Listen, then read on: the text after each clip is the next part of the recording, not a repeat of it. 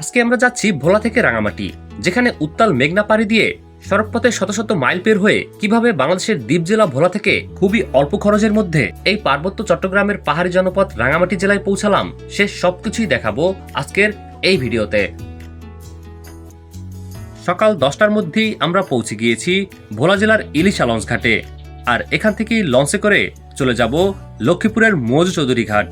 ভোর থেকে বেলা 11টা পর্যন্ত এই ঘাটে ঘন্টার পর ঘন্টা লঞ্চ পাওয়া যায়, আবার 11টা পার হওয়ার পরে একটু ভিন্ন ভিন্ন টাইম রয়েছে। বলতে গেলে সারাদিনই লঞ্চ চলাচল করে এই দুই ঘাটে, তবে মাঝে মাঝে হুট করে লঞ্চ অফ হয়ে যায়, তখন বিকল্প মাধ্যম হচ্ছে ট্রলার।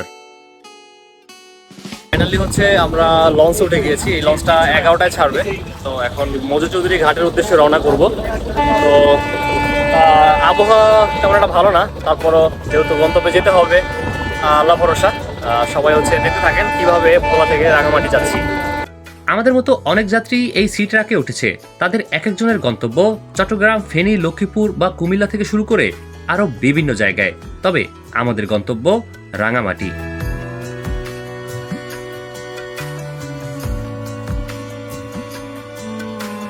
উত্তাল নদী, মেঘলা আকাশ, ঝড় আসবে শুনেও আমরা তারপরও পাড়ি দিচ্ছি এই নদী। আসলে আমাদের দ্বীপ জেলা ভোলার মানুষ প্রতিনিয়ত এই নদী পাড়ি দিয়েই যাচ্ছেন বিভিন্ন জায়গায়। তবে আজ যদি ভোলা বরিশাল ও ভোলা লক্ষ্মীপুর সেতু থাকতো, তাহলে এই ভোগান্তির মধ্যে আমাদের পড়তে হতো না। যদিও আমাদের এই জেলার অনেক মানুষই কিন্তু চট্টগ্রামে থেকে থাকে এবং বিভিন্ন ব্যবসায়িক বা চাকরির ক্ষেত্রে আসা যাওয়া করে থাকে, সেক্ষেত্রে ভোলা লক্ষ্মীপুরের সেতুটিও কিন্তু খুবই গুরুত্বপূর্ণ বিষয়।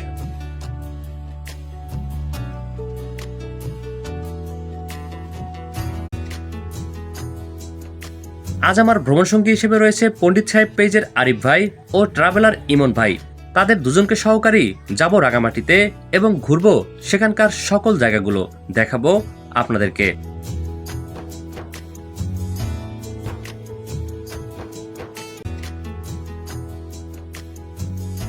এক ঘন্টার বেশি সময় ধরে সি ট্রাকে কাটিয়ে মাত্র 200 টাকা ভাড়া দিয়ে অবশেষে আমরা পৌঁছে গিয়েছি মধু চৌধুরী লঞ্চ ঘাটে। দেরি না করে লঞ্চ থেকে নেমে সরাসরি চলে যাব বাস স্ট্যান্ডের দিকে। যদিও আমরা আগ থেকেই বাসের টিকিট কেটে রেখেছি, আর সেটি শাহী গাড়ির টিকিট। বিশেষ করে আমি এই রুটে চলাফেরার ক্ষেত্রে শাহী গাড়িতে করেই আসা যাওয়া করে থাকি। আপনারা চাইলে অন্যান্য গাড়িতেও যেতে পারেন, তবে শাহী এবং জোনাকি গাড়ির সার্ভিস আমার কাছে একটু বেশি বেটার মনে হয়েছে। তো ফাইনালি হচ্ছে আমরা এখন শাহী গাড়িতে উঠে গিয়েছি, আর এই গাড়িতে করেই এখন রওনা করেছি চট্টগ্রামের উদ্দেশ্যে। তো আসার সাথে সাথেই বাস ছেড়ে দিয়েছে, তাই ওঠার মুভমেন্টটা আপনাদের দেখাতে পারিনি। তো যাত্রাপথে আমরা কিভাবে যাচ্ছি বা কি কি দেখছি, কোথা দিয়ে যাচ্ছি, সবকিছুই দেখাবো আপনাদেরকে। আল্লাহর নামে আমাদের গাড়িটি যাত্রা শুরু করলো। শর্টকাটে দেখানোর জন্য লক্ষ্মীপুর থেকে শুরু করে আরো বিভিন্ন জায়গাকে পিছনে ফেলে আমরা অবশেষে পৌঁছে গিয়েছি চৌমুহনী, যেটাকে নোয়াখালীর চৌমুহনী বলা হয়ে থাকে। যদিও এখানে কিন্তু প্রচুর পরিমাণ জ্যাম হয়ে থাকে, আর সেই জ্যামকে পাশ কাটিয়ে আমরা এখন রয়েছি ঢাকা চট্টগ্রাম হাইওয়েতে।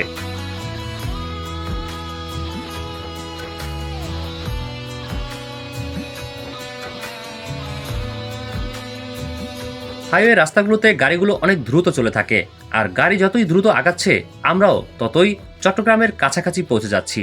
এছাড়াও সীতাকুণ্ডু, ফেনী থেকে শুরু করে আরো বিভিন্ন জায়গা পাড়ি দিচ্ছি আমরা, আর সেই সাথে বাসের জানালা থেকেই দেখছি পাহাড়। যদিও আমরা যেখানে যাচ্ছি সেখানে পাহাড়ের এক মহারাজ্য রয়েছে, আর সেগুলোই দেখাবো সেখানে পৌঁছে গিয়ে। আর হ্যাঁ, মধু চৌধুরী ঘাট থেকে চট্টগ্রাম পর্যন্ত আমাদের জনপ্রতি ভাড়া পড়েছে মাত্র 500 টাকা। যেহেতু আমরা রাঙামাটি যাব, সেক্ষেত্রে চট্টগ্রাম শহরে না ঢুকে আমরা নেমে গিয়েছি চট্টগ্রামের ভাটিয়ালিতে, কারণ শহরে ঢুকলে জ্যামের কারণে অনেক সময় লেগে যাবে, তাই শর্টকাটে একটি আলাদা রাস্তা দিয়ে চলে যাব আমরা। সামনেই যেই লেগুনা দেখতে পাচ্ছেন, এই লেগুনাতে করেই আমরা সেনাবাহিনীর ক্যান্টনমেন্টের কাছ দিয়ে চলে যাব বটদিঘির পাড় নামক একটি জায়গায়, যেখান থেকে রাঙামাটির সরাসরি সিএনজি পাওয়া যায়।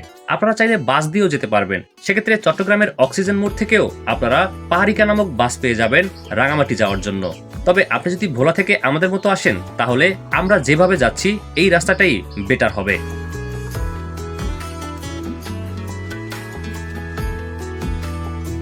তো এখন হচ্ছে আমরা হাটাজারিতে আছি।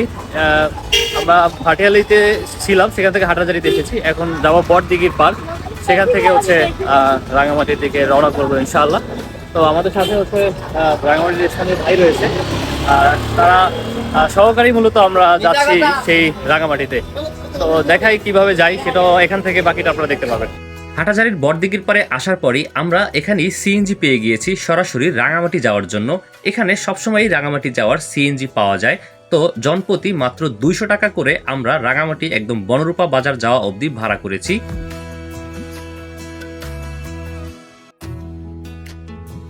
বেশ কিছুক্ষণ পাহাড়ি রাস্তায় চলতে চলতে আমরা অবশেষে পৌঁছে গিয়েছি রানীরহাট নামক একটি বাজারে। চলতে পথে আমরা এখন রয়েছি রানীরহাটে।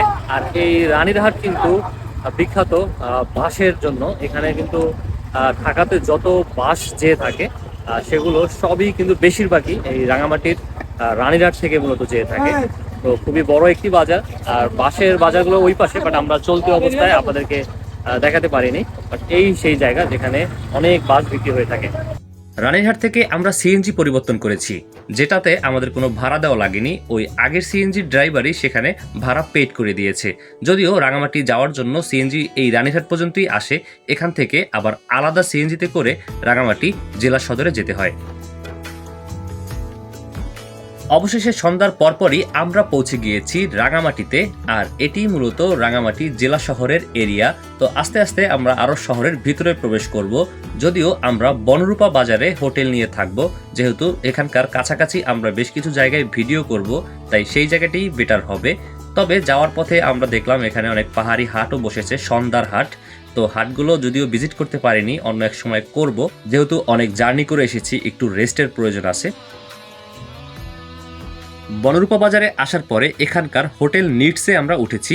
আর এখানে মাত্র 1200 টাকায় আমরা একটি রুম নিয়ে নিয়েছি 3 দিনের জন্য। দেখতে পাচ্ছেন রুমগুলো খুবই সুন্দর, 2টি বেড রয়েছে যেখানে 4 জন ঘুমানো যাবে, যদিও আমরা 3 জন। পাশাপাশি এখানে কিন্তু হাই কমোড সিস্টেম ওয়াশরুম রয়েছে, টিভিও রয়েছে। চাইলে আপনারা রাঙামাটি আসলে বনরূপা বাজারের আশেপাশে এই হোটেল নিডসে থাকতে পারবেন। তাদের নাম্বার আমি স্ক্রিনে এবং কমেন্ট বক্সে দিয়ে রেখেছি। অবশেষে আমরা রাঙামাটির বনরূপা বাজারে পৌঁছে গিয়েছি। এটাই হচ্ছে সেই বনরূপা বাজার, যেটা রাঙামাটির মূল শহর। তো আশা ছিল এই বনরূপা বাজারে একদিন আসব, আজকে সেটা পূরণ হলো। ইনশাআল্লাহ এই বাজার নিয়ে খুব শীঘ্রই ভিডিও আসবে। তো এখন যেহেতু রাত হয়ে গিয়েছে, ভিডিওটা এখানেই শেষ করতে যাচ্ছি। তো দেখতেও তো পেলেন যে কিভাবে ভোলা থেকে একদম রাঙামাটির বনরূপা বাজারে এসেছি। আর খুবই জার্নি হয়েছে বলতে গেলে। আমার সন্ধ্যা এখন হচ্ছে 7টা বাজে, এর মধ্যে পৌঁছে গিয়েছি।